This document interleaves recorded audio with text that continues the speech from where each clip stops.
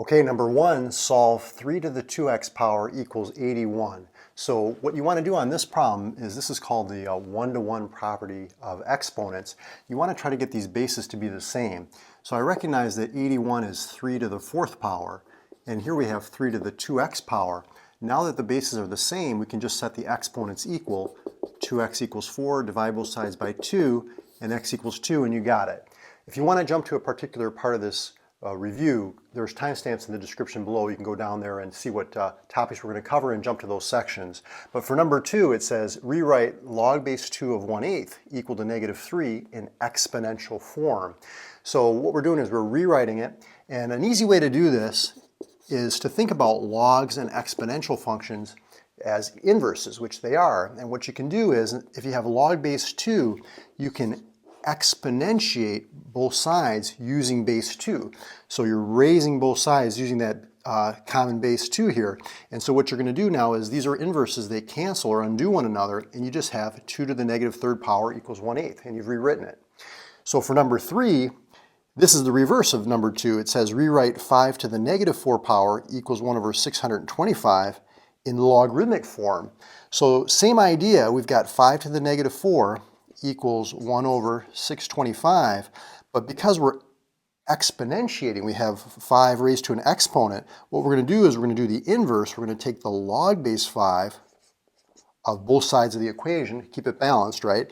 And these are inverses, so they undo one another or cancel each other out, and now you've rewritten it in the logarithmic form. If you want to go back to the exponential form, you would just exponentiate or raise both sides using base 5, and you got it. So for number 4, it says evaluate, which just means find the value of log base 5 of square root of 5. Now there's a little bit of a trick, I guess you could say, to this problem, in the sense that you have to remember that square roots are really like the 1/2 power. If it was the cube root, this would be like the 1/3 power, so that denominator is the root. But now what we have is we have log base 5, exponential function with base 5, those are inverses, and you just get 1/2. Okay, so for number 5, it says find the x-intercept of this function, 3 natural log of x plus 2. So when you're finding the x-intercept, you're finding out where it crosses the x-axis, but that's where the y-coordinate is equal to 0. Now when we see f of x, we think of our output, or our y value, and we're setting that equal to 0. So now all we have to do is solve for x. And when you look at natural log, or think of natural log, remember this is really like log base e. They don't write the base e there, but you can put it in there just to help remind you. Let's go ahead and divide both sides by 3. Okay, so now we have 0 equals natural log, which remember is base e of x plus 2. And now what we're going to do is, just like we've been doing, we're going to do the inverse of natural log, which is to exponentiate or raise both sides using the natural base e. These are inverses, they undo one another or cancel each other out. E to the 0 equals 1. And all we have to do is subtract 2 from both sides, and you can see that x equals -1. Now, one thing you want to be careful of when you're working with log equations is that you don't get an extraneous solution or an extraneous root. So you'd want to go ahead and put that back in. Make sure that this quantity is always going to be positive. You don't want it to be 0 or negative.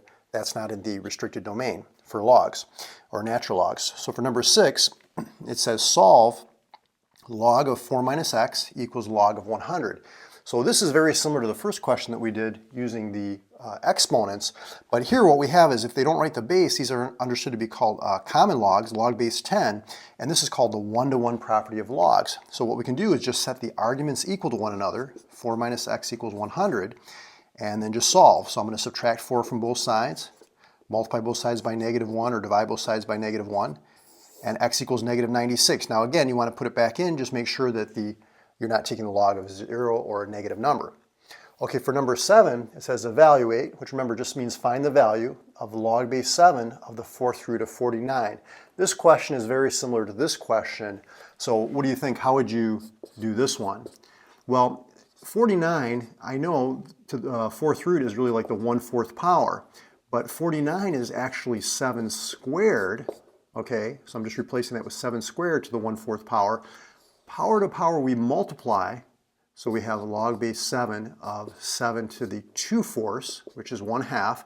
These are inverses, okay, log base 7 an exponential function with base 7, and so we just end up getting 1/2. For number 8, we're working with condensing, and number 9, we're working with expanding logs. So this is using the properties of logs. If you have questions about any of these problems on this review, I've got videos on all these topics on my Mario's Math Tutoring YouTube channel, so you can check those out if you get stuck with any of these. But the first step here is, you can see what I'm doing is I'm bringing up that coefficient as a power. That's called the power property. So it comes up from in front of the log to an exponent. But when you add, what do you do to the arguments? You multiply them, and when you subtract, what do you do to the arguments? You divide. Now, one thing you want to be careful of is you're not dividing the log by z to the fourth, just the arguments by z to the fourth. So that's a common mistake students sometimes make. Okay, now for number 9, what we're doing is we're expanding. So we're kind of doing this in reverse, right? So you can see we've got log base 3 of x to the 5th power. Now we're dividing. Remember, when you divide, you subtract. So minus log base 3 of square root of y, which I'm just going to write as y to the 1/2 power, times z. Now remember, when you multiply, what do? You write it as a sum of logs. So what I'm going to do is I'm going to put this in parentheses, minus log base 3 of y to the 1/2 plus, because remember we're multiplying, so we add log base 3 of z. Okay, so now what I'm going to do is I'm going to distribute this negative into the parentheses. Okay, so we have log base 3 of x minus log base 3 of y to the 1/2, which, by the way, we can bring that 1/2 down in front. And then we have, distributing the negative, we get minus log base 3 of z. And you've got it. Just bring down that 1/2 in front. Now, sometimes what students get a little bit confused with is that when you have more than one quantity in the denominator, so more than one quantity that you're dividing by, everything that's in the denominator, those logs you're going to be subtracting. All the arguments that are in the numerator, those logs you're going to be adding, or they're going to be positive logs. So that's just a quick way to see if you're on the right track with expanding logarithms. Okay, number 10, it says, what quadrant is the angle theta equals 29 pi over 15 in? So one thing I like to do with these improper fractions like this is see how many times does 15 go into 29. Well, it goes into 29 once with 14 left over. So this is really like 1 in 14/15 pi. So now when you go to your circle here, you can see that 1 pi is like 180 degrees. It's a half revolution, right? And then another 14/15, that's not quite 1 whole pi, so it doesn't quite reach all the way to 2 pi. It's going to be somewhere right about there, okay? And so you can see that's going to put us in the 1, 2, 3, 4th quadrant. So we could say quadrant 4, Roman numeral 4, or the number 4. Okay, for number 11, it says find one positive and one negative coterminal angle with 3 pi over 7. So when we think of the word co, that means same. Terminal means where it terminates. So it's going to be in the same position on that circle with 3 pi over 7. So what you can do is you can take 3 pi over 7 and add 2 pi. So when you add 2 pi, that's like going once around, one revolution, 360 degrees, so you'd end up in the same spot. Or you could do 3 pi over 7 minus 2 pi. So minus 2 pi just means that you're going the opposite direction, right? So positive, you're going counterclockwise, negative, you're going clockwise, but in either case, you're going 1 revolution, you're ending up in the same spot. But the key here is really to get common denominators. So I'm going to multiply the numerator and denominator here by 7 over 7, so that gives us 14 pi over 7 plus 3 pi over 7 is 17 pi over 7. And over here we have 3 pi minus 14 pi, which is a negative 11 pi over 7. So 1 positive, 1 negative. Now sometimes when you're doing these problems, you might have to add 2 pi multiple times to get to a positive angle, or subtract 2 pi multiple times to get to a negative angle. So for number 12, it says find the complement and the supplement of 5 pi over 7. So when we talk about complement, we're talking about the angle that adds up to 90 degrees with this angle, or in radians, that's going to be pi over 2. And when we talk about supplement, we're talking about the angle that adds up to 180 degrees, but in radians, we're talking about the angles add up to pi radians. So what we can do to find the complement is we just take pi over 2 minus 5 pi over 7. So it's like taking 90 degrees minus the angle. But here what we want to do is we want to get a common denominator. So I'm going to multiply this by 7 over 7, this by 2 over 2. This gives us 7 pi over 14 minus 10 pi over 14. Let's write that down. 7 pi over 14 minus 10 pi over 14. But you see how this is giving us a negative 3 pi over 14? If you get a negative angle, that just tells you that there's no complement. So in this case, we're just going to say no complement. all right? But for the supplement, that's going to be pi, or 180 degrees minus the angle, so 180 minus 5 pi over 7, or pi minus 5 pi over 7. We want to get a common denominator, so I'm going to multiply the top and bottom by 7, so I get 7 pi over 7 minus 5 pi over 7, which is 2 pi over 7, and you can see that there is a supplement, 2 pi over 7. If it came out negative, then we would just say there's no supplement. So that's an important question to go over. Now, number 13, it says rewrite the angle in degrees. So how do we convert from radians to degrees? Well, you want to remember this conversion factor, 180 over pi. So 180 degrees is the same as pi radians. And you can see I've set this up in such a way that the radians in the numerator cancel with the pi radians in the denominator. And so we're just left with 360 over 15, or what you can do is do a little bit of cross-reducing. 15 goes in here once, 15 goes in here 12 times. 2 times 12 is 24 degrees, right? Okay, so for number 14, it says find the arc length and the area of a sector of a circle with radius 4 centimeters and central angle 30 degrees. So we're trying to find that arc length right there and then the area of that pie slice, right? So there's two formulas you want to add to your note sheet. S equals r theta and area equals 1/2 r squared theta. But to use these two formulas, that central angle has to be in radians, not degrees. So just like we were doing over here, we can convert the radians to degrees by multiplying by pi over 180, right? So the degrees cancel with the degrees, and we have 30 pi over 180, which reduces to pi over 6. And you probably already know this from your unit circles. So when you were studying unit circles, so the arc length S is equal to 4 times the central angle, which we said was pi over 6. So we get 4 pi over 6, which is 2 pi over 3 centimeters, because arc length is just distance, just one-dimensional, right? But for the area, the inside, we're going to do 1/2 the radius squared, so 4 squared, times that central angle. Again, you want to make sure that's in radians. And all we have to do is just simplify. So we have 4 squared is 16, which is like 16 over 1, times 1/2, times pi over 6. We can do a little bit of reducing. 2 goes in here once, 2 goes in here 8, 2 goes in here 3 times, 2 goes in here 4 times. If we multiply all the numerators together and all the denominators together, you can see we're getting 4 pi over 3 centimeters squared since it's area. Okay, number 15, it says a 10-inch diameter wheel is rotating at 40 revolutions per minute. So let's just draw a picture. So there's a 10-inch diameter wheel. It's rotating at 40 revolutions per means divided by, okay, per 1 minute. But we want to find the angular speed in radians per minute and also the linear speed in feet per minute. So let's start with angular speed. So really what this problem is like a unit conversion problem. So we have 40 revolutions per 1 minute, but for every 1 revolution, meaning once this wheel turns 1 revolution, that's the same as 2 pi radians. Remember, 2 pi is the same as 360 degrees. So notice the revolutions in the denominator and the revolutions in the numerator, they cancel, and we're left with radians per minute, meaning radians divided by minutes. So if we multiply the numerators together, we get 80 pi radians per, 1 times 1 is just 1 minute. So 80 pi radians per minute. Now, linear speed, I'm going to do the same thing. Just think about this as a unit conversion problem, 40 revolutions per 1 minute. But now what I'm going to do is for every 1 revolution, every time this turns once around this wheel, how far is it traveling? Well, it's traveling 1 circumference, right? That distance, that perimeter is 1 circumference. And we know the circumference is pi times diameter, so that's 10 pi. So now you can see that's in inches. So the revolutions cancel, we have inches per minute, but we want feet per minute. So now we're just going to say 12 inches for every 1 foot.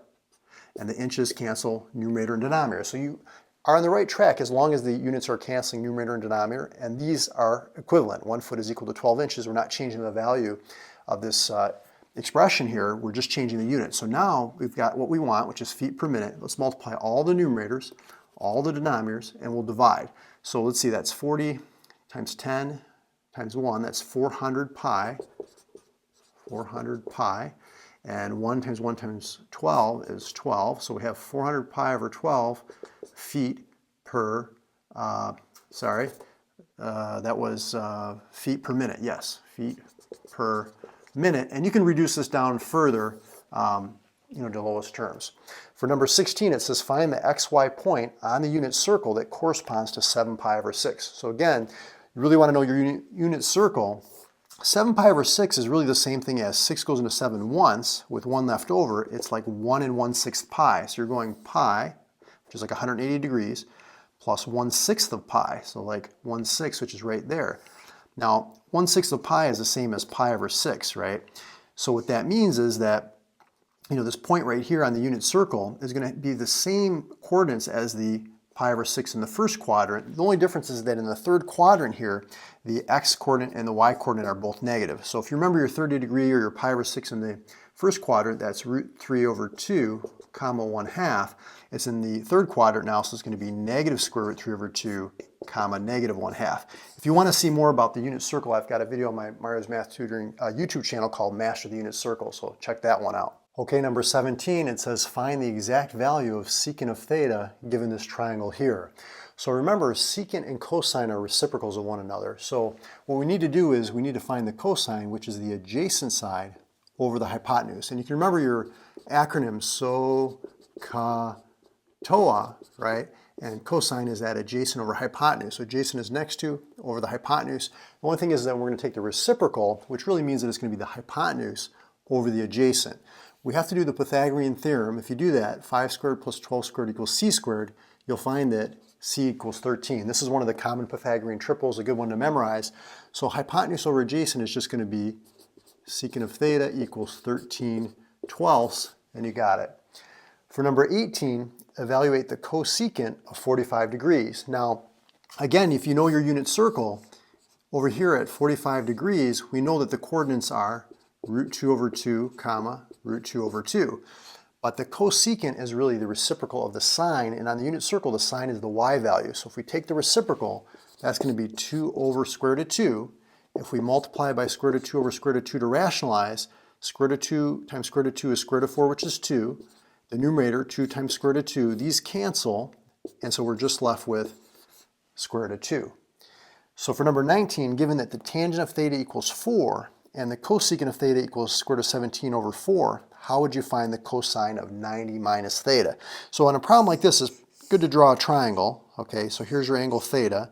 The tangent of theta is 4, which is like 4 over 1. Remember, tangent is opposite divided by adjacent, so it's opposite side over the adjacent side, 1. And the cosecant, which is the hypotenuse over opposite, so that's going to be square root of 17 over the opposite, which is 4. Now we have our triangle. We want to find the cosine of 90 minus theta. Now you can either memorize that cosine of 90 minus theta is the same as sine of theta. These are called cofunctions. Or if you see that this angle is theta, this angle here has to be 90 minus theta, because these two angles have to add up to 90, plus this 90 equals 180 for the triangle sum. Cosine, if you position yourself at the 90 minus theta angle, is the adjacent side, 4, over the hypotenuse, which is square root of 17. Now we just have to rationalize, and you can see we're getting 4 square root of 17 over 17, and you got it. Okay, for number 20, if cosine of theta is a half, find the value of theta, where theta is in between 0 and 90. So they're basically telling us that in the first quadrant, okay, 0 to 90, where is the cosine of half? Well, remember, cosine on the unit circle is the x-coordinate, and we're saying, well, where is the x-coordinate of half? And that's going to be right here at the point 1/2, comma, square root 3 over 2. And if you know your unit circle, this is a 60-degree angle. So this is going to be 60 degrees. Now, if they said between 0 and pi over 2, I would have put the answer in radians, pi over 3. But here it's from 0 to 90 degrees. So for 21, it says find the value of x. So we're doing a little bit of trigonometry here. What trig function ties together this angle, this side, and this side? Well, you can see it's opposite and adjacent. So we're back to tangent again, TOA. That's tangent of 31 degrees equals the opposite side over the adjacent side. And now if we just multiply both sides by 9, you can see that x equals 9 times the tangent of 31. You can do that on your calculator or leave it as an exact answer there. For number 22, it says, given the figure below, determine the cosine of theta. Now notice they give us this point here, negative 18, negative 15. So we're going left 8, so negative 8, and we're going down 15, negative 15. If you do the Pythagorean theorem, you're going to find out that this hypotenuse is 17. Now the hypotenuse or the radius is always going to be positive, but you know the x-coordinate, y-coordinate can be negative. So left negative, right positive, down negative, up positive. But remember, when you do the cosine, what we're looking at is the adjacent side over the hypotenuse. So you position yourself at the central angle here, and you say, okay, adjacent next to over hypotenuse, which is across from the right angle, 17, and you got it. So the key here was really to do the Pythagorean theorem or know your Pythagorean triples to find that hypotenuse, and then know your ratios. Cosine is adjacent divided by hypotenuse. Okay, for number 23, state the quadrant in which the angle theta lies if the cosecant is greater than 0, meaning positive, and the tangent of theta is less than 0, meaning negative. So let's draw a picture here. So remember, in the first quadrant, both the x and the y are positive. In the second quadrant, the x is negative, the y is positive. In the third quadrant, they're both negative. In the fourth quadrant, x is positive, y is negative. But remember, on our unit circle, we know that the sign is going to be positive when the y-coordinate is positive. And since cosecant is a reciprocal of sine, wherever the sine is positive, the cosecant is also going to be positive. So that means it could be in the first quadrant or the second quadrant. But tangent, remember, on the unit circle is the y-coordinate divided by the x-coordinate, right? So in order for it to be less than 0, meaning negative, either the y is positive and the x is negative, or vice versa. So in this case, you could see that tangent would be negative here in the second quadrant, or here in the fourth quadrant. But you see how they overlap it here in the second quadrant? So that means that theta must be in quadrant number 2, or you can write it with the Roman numeral 2. So now for 24, it says solve the cosecant of theta equals negative 2, where theta is in between 0 and 2 pi. Okay, so again, we're going to the unit circle. You can see a lot of unit circle here in the second quarter. This is saying cosecant of what angle equals negative 2. Now remember, cosecant is really like 1 over sine of theta, right? If we take the reciprocal of both sides here, you can see that sine of theta would equal negative 1/2. So wherever cosecant equals negative 2 is the same place that sine is equal to negative 1/2. Remember, sine is the y-coordinate on the unit circle, and we're saying, well, where is sine, or the y value, I should say, negative 1/2? Well, that's going to be right here, okay, at a 30-degree reference angle.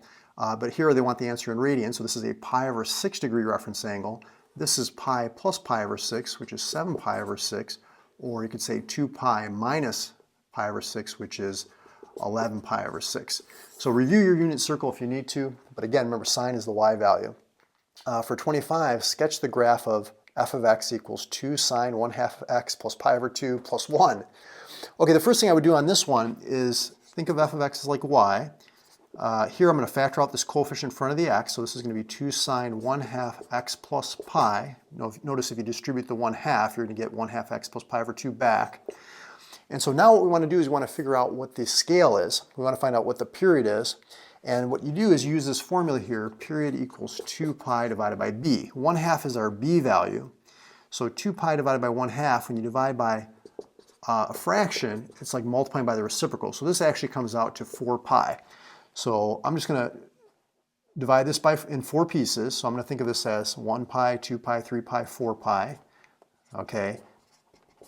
And then now what I'm going to do is take a look at the transformation. So the 2 is going to be like a vertical stretch by 2.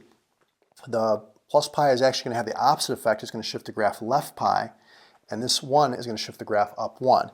So we can think of this as left pi up 1. This is going to go left pi up 1. So we can think of that kind of like as our new origin, okay, like kind of like our new starting point. So now we're just going to graph this function right here from this new starting point. So sine graph starts at the midline, okay, and then it goes up to the maximum, back to the midline, down to the minimum, and then back to the midline, and then it repeats. So the graph would look something like that. So what I'm doing is I'm using this form here, a sine b x minus h plus k. A is like the amplitude or the vertical stretch. B is related to the period by this formula 2 pi over b, and the h and the k are the shifts, the shifting left and right, up and down. Remember, the one group with the x has the opposite effect. If you want to see more of these ones, I have graphing sine, cosine, tangent on my Mars Math Tutor YouTube channel. You can check out those. Okay, number 26, it says evaluate the arc cosine of negative square root 3 over 2. So when we evaluate the arc cosine, this is the same as the cosine inverse. And the important thing to remember is that when you're finding the cosine inverse, you want to restrict yourself from 0 to pi. So you're going to be in the first quadrant or the second quadrant. If you're finding arc sine or arc tangent, excuse me, are going to be between negative pi over 2 and positive pi over 2. So that's the restricted domain for the arc cosine or the arcsine or the arctangent. So we're asking ourselves, cosine of what angle equals negative square root 3 over 2?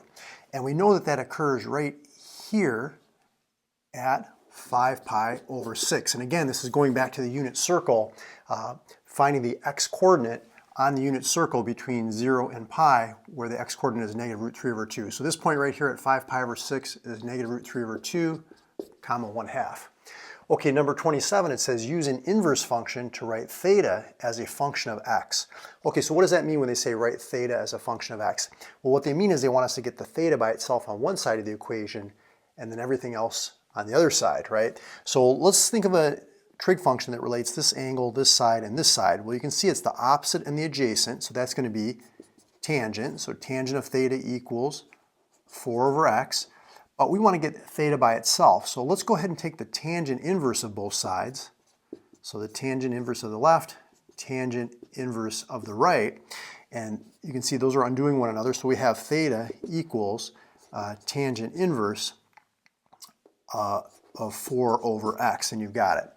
Okay, so now let's go ahead and look at number 28. That says evaluate the arctangent of tangent of 3 pi over 4. So what we can do is we can start from the inside and work our way out. So when we look at tangent of 3 pi over 4, that's going to be right here, and that's the point on your unit circle where the coordinates are root 2 over 2, negative, and positive root 2 over 2. So if we find the tangent of 3 pi over 4, that's going to be the y-coordinate divided by the x-coordinate. Anything divided by itself is 1, but a positive divided by a negative is going to be a negative 1. So what we have so far now is arctangent, which I'm just going to write as tangent inverse. This quantity came out to negative 1. And so now we're saying tangent of what angle equals negative 1. But keep in mind, just like we were talking about up here, when you're finding the tangent inverse, you're restricted from negative pi over 2 to positive pi over 2. That's the restricted domain. So tangent of what angle equals negative 1, that's actually going to be right here at negative pi over 4. Now some students will mistakenly, go all the way around and say, oh, that's, 7 pi over 4, but you want to just restrict yourself from negative pi over 2 to positive pi over 2. If you end up in the fourth quadrant, just make it a negative angle, and you got it. The other mistake that students sometimes make is they say, well, Mario, isn't the tangent and the arctangent, aren't those inverses? Shouldn't this just be 3 pi over 4? Well, that's only true if this angle was in that restricted domain from negative pi over 2 to positive pi over 2. Otherwise, it's good to start from the inside, solve that, work your way out, okay? Number 29, it says, write an algebraic expression that's equivalent to the sine of tangent inverse of 2x. Okay, so this is a little bit more challenging problem. Again, we like to start from the inside, work our way out. Tangent inverse of 2x is really saying tangent of what angle equals 2x. Because you can see if you take the tangent inverse of both sides, theta would be the tangent inverse of 2x, which is what we have there. So I like to draw a triangle, okay, like so. And you can see that here's our angle theta. Anything can be written as a fraction by putting it over 1. So tangent of theta equals the opposite side over the adjacent side. Now if we do the Pythagorean theorem, a squared plus b squared equals c squared, and then take the square root, you can see this is going to be the square root of 4x squared plus 1. Okay, but now it says, well, what's the sine of this angle? So the sine of this angle is the opposite side over the hypotenuse. So that comes out to 2x over the square root of 4x squared plus 1. Now if you want to get rid of the radical in the denominator, you can multiply the numerator and the denominator by square root of 4x squared plus 1 to rationalize it. So this would give us 4x squared plus 1 in the denominator, 2x times the square root of 4x squared plus 1 in the numerator, and you got it. Okay, for number 30, it says simplify cosine squared of alpha over 1 minus sine of alpha. Well, you can think of this as a or x, whatever the angle is fine, but basically what we're doing is we're working with trig expressions and trig identities to rewrite this. So there's a little bit of a technique here that we can use, and that's like this. Cosine squared of alpha over 1 minus sine of alpha, and we're going to multiply by the conjugate. So instead of minus here, I'm going to put 1 plus the sine of alpha. Whatever I do to the denominator, I have to do to the numerator. This is really like multiplying by 1. If I multiply the denominators together, I get 1 minus sine squared alpha, because you can see the inner and the outer are going to cancel. Negative sine alpha, positive sine alpha, so I just get the first and the last. And then the numerator is just going to be what we have here, which is cosine squared alpha, 1 plus sine alpha all over 1 minus sine squared alpha. But you know your Pythagorean trig identity, sine squared plus cosine squared is equal to 1. Here, let me write that down. Sine squared plus cosine squared equals 1. So you can see if I take 1 minus sine squared, what does that equal? Cosine squared. So this whole quantity is actually equal to cosine squared alpha. And you can see now that the numerator and denominator are canceling, and we're just left with 1 plus sine alpha. And that's as far as we can reduce or condense that expression. Okay, for number 31, it says if x equals 2 tangent of theta, write the square root of 4 plus x squared as a trigonometric function. Okay, this is interesting. So now, see how x equals 2 tangent of theta? We can put that in place of x right there, just substitute, and let's see what we get. So we get 4 plus, instead of x, we're putting in 2 tangent of theta, okay, squared. And then when we square this, we get 4 tangent squared theta plus 4. And we can factor out the 4, so this is going to be 4 times 1 plus tangent squared theta. And if you remember your Pythagorean trig identities, remember how we were doing sine squared plus cosine squared equals 1? Well, there's another one that's 1 plus tangent squared, which is equal to secant squared. So this whole thing here is secant squared theta. So now we have 4 secant squared theta, but what's the square root of that? Well, that's going to be equal to 2 secant theta, and you got it. Number 32, it says evaluate sine squared of 14 degrees plus sine squared of 20 degrees plus sine squared of 76 degrees plus sine squared of 70 degrees. So how would you do that one? Well, one thing that you might notice is that, see how 14 degrees and 76 degrees, see how these add up to 90 degrees? And same thing with 20 and 70, see how those add up to 90? So what we're going to do is we're going to make use of cofunctions. And the idea here is that instead of sine squared of 76, I'm going to write this as cosine squared of 90 minus 76. So cosine of 90 minus theta is the same as sine of theta, and then I'm just squaring that. So 90 minus 76, you can see it actually is the same as 14 degrees. And just like we were talking about here, sine squared plus cosine squared equals 1, this Pythagorean trig identity, sine squared of 14 plus cosine squared of 14, that's going to add up to 1. So we can group those together. And then same thing over here, sine squared of 70, this is the same thing as cosine squared of 90 minus 70, which is 20, and we can group these ones together. Sine squared of 20 plus cosine squared of 20 is 1. So you can see we have 1 plus 1, which is equal to 2. Okay, number 33, it says solve sine squared of x plus sine of x equals 0. And what we're going to do for this one is we're going to write it as a general solution. So the first thing that I would do here is I would factor out a sine. So we have sine of x, and then you'd be left with sine of x plus 1 equals 0. Now if we set each of these groups, each of these factors equal to 0, you can see that we're going to get sine of x equals 0, and here we're going to get sine of x equals negative 1 if I subtract the 1 to the other side. So now we go to the unit circle and we say to ourselves, well, where is sine equal to 0? Well, sine is 0 where the y-coordinate is equal to 0, and that's going to be right here at 1, 0, and over here at negative 1, 0. And where is sine going to be negative 1? Well, that's going to be where the y-coordinate is negative 1. And that's going to be right here at 0, negative 1. Now, because they didn't specify, an interval like 0 to 2 pi, for example, we're going to write this as a general solution. But what you can do is, see these ones that are across from each other at 0 and pi? We can group those together and we can say, well, it's going to be, x is going to equal 0 plus pi times n, where n is an integer. So if you start at 0, and then you add pi, and then if say n was 2, then that would be 2 pi, and if n was 3, it'd be 3 pi. You don't have to write the 0. I probably would just write x equals pi times n, but just to show you. For this one though, here we're at 3 pi over 2, but there's not a corresponding point that's like diametrically opposed, so we're just going to say plus 2 pi n. So this is going to be our general solution right there, and you've got it. So for number 34, this one says solve in the interval from 0 to 2 pi, including 0 but not including 2 pi. So cosine squared x minus sine squared x equals negative 1. Now you remember from earlier in this video we talked about sine squared plus cosine squared equals 1. If we rewrite that Pythagorean identity, cosine squared is equal to 1 minus sine squared of x. Then we'll just bring these other quantities down. Let's combine like terms. 1 minus 2 sine squared x equals negative 1. Let's subtract 1 from both sides. We got negative 2 sine squared x equals negative 2. Divide both sides by negative 2. And so we have sine squared x equals 1. take the square root of both sides. When you do that, you get two answers, plus or minus 1. And now we have to ask ourselves, where is sine positive 1 or negative 1 from 0 to 2 pi? Well, sine is the y-coordinate, and sine is going to be 1 here and here, because this point is 0, 1, and this point here is 0, negative 1.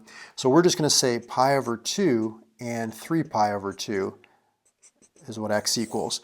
And we just wrote it, those 2 points, not as a general solution because it gave us the interval. So for number 35, it says find the exact value of sine of 105 degrees using a sum or difference formula. So this section is, we're talking a lot about identities. So one of the identities you probably know already is the sine of angle u plus v is equal to sine of u times cosine v plus cosine u times sine of v.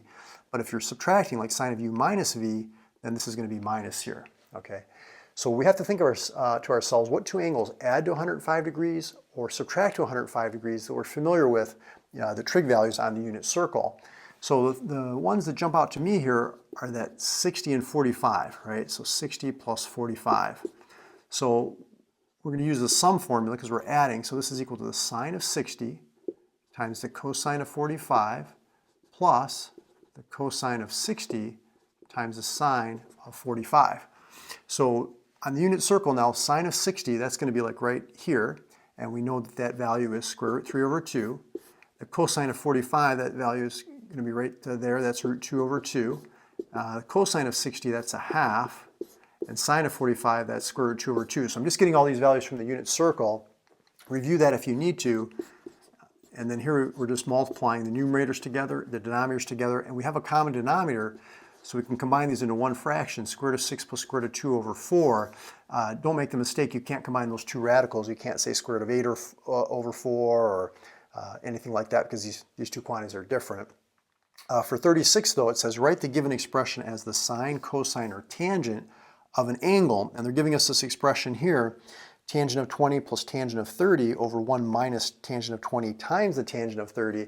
And you probably recognize this as the tangent sum formula. So tangent of u plus v equals tangent u plus tangent v over 1 minus tangent u times tangent v. So you might have to go back and memorize some of those sum and difference formulas and some of the trig identities when you're preparing for this exam. But what they're doing is they're giving us the right side of the equation here. We're going to condense it to the left side. We can see that u and v are 20 and 30. So this is just going to be tangent of 20 plus 30, or we can just condense that down to tangent of 50 degrees, and you got it. Okay, for 37, it says find the exact value of cosine of u minus v, given that sine of u is negative 7/25, cosine of v is negative 5/13, and both are in the third quadrant. And we want to find cosine of u minus v. This is the cosine difference formula here. You can add that to your note sheet or refresh on that one. Now, if you were adding, then you would be subtracting here. It's like the opposite. With sine, it's the same. Like if you're adding, you're adding. If you subtract, you subtract. With cosine, it's the opposite. If you subtract, you add. If you add, you subtract. But let's go ahead and draw some diagrams here. So for angle u, you're right here. And for angle v, you're right here, okay, in the third quadrant. And it says the sine of u, which is the opposite over the hypotenuse. And with the cosine of v, that's the adjacent side over the hypotenuse. Now all we have to do is do the Pythagorean theorem to find the missing side, since these are both right triangles here. And if you recognize this, this is actually a Pythagorean triple. This would be 24, but because we're going to the left, it's going to be negative 24. This is also a Pythagorean triple. This is going to be negative 12, negative because you're going down. But you don't have to necessarily memorize the Pythagorean triples. It's helpful. You can always just go back to a squared plus b squared equals c squared. But now what we're going to do is we're going to expand out cosine of u minus v using the right side of this identity here. So the cosine of u is adjacent over hypotenuse, negative 24/25. The cosine of v is adjacent over hypotenuse, plus the sine of u, which is opposite over hypotenuse, and the sine of v, which is opposite over hypotenuse. And all we have to do now is simplify that out. So let's go to the calculator on this. Let's see what I can figure out here for us. So we've got negative 24 times negative 5, okay, which is 120. Okay, and then this over here is 84. And let's see what the denominator is. We have 25 times 13, which is 325. 325. So now if we add these together, what does that come out to? 204 over 325. Okay, number 38, it says use the figure below to find the exact value of the secant of 2 theta. Now notice this is just 1 theta, so we're trying to find a double angle, or double this angle.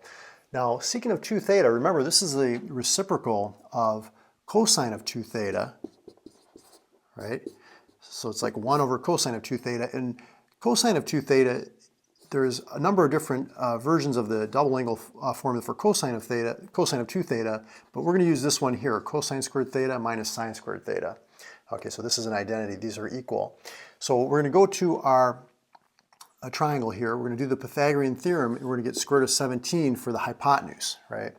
So now we went from a double angle to a single angle, so what's the cosine of theta? It's adjacent over hypotenuse, but we're squaring it. And then what's the sine of theta squared? Well, that's going to be opposite over hypotenuse. And if we simplify, we get 16/17 minus 1/17, because the square and the square root cancel. That gives us 15/17. But we just solved for the cosine of 2 theta. We really want the reciprocal because we're trying to solve for secant of 2 theta. So this is actually going to be 17/15. And you got it. So for number 39 now, it says solve in the interval from 0 to 2 pi, sine of 2x equals cosine of x. So you can see we have another double angle here, and this is a single angle. So what we're going to want to do is use our double angle formula for sine. So sine of 2x is the same as 2 sine of x times cosine of x. So these are an identity, they're equivalent, they're identical.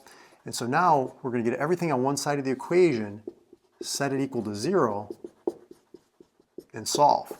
So notice how in this group, there's a cosine. Let's go ahead and factor that cosine x out. So we're left with 2 sine x minus 1 equals 0. And now if we set each factor equal to 0, we get cosine of x equals 0 and 2 sine x minus 1 equals 0. Add 1 to both sides, divide by 2, and you can see that sine of x equals 1/2 and cosine of x equals 0. So we go to our unit circle now, say where does cosine equal 0? Well, cosine is the x-coordinate on the unit circle, so it's going to be 0 here at 0, 1, and here at 0, -1. And sine is going to be 1/2 at, let's see, so sine's the y-coordinate, so on a unit circle, 1/2 is going to be right here at pi over 6, and over here at 5 pi over 6. So if we put it all together, we've got pi over 6, pi over 2, 5 pi over 6, and 3 pi over 2. And so those are going to be your solutions between 0 and 2 pi. I hope this video helped you to prepare for your pre-calc exam. Subscribe to the channel. Check out more math tutoring videos on my Mario's Math Tutoring YouTube channel. This channel is all about making learning math less stressful so that you can raise your grade, pass your class, and go on to pursue your dreams. I'll see you in the future videos.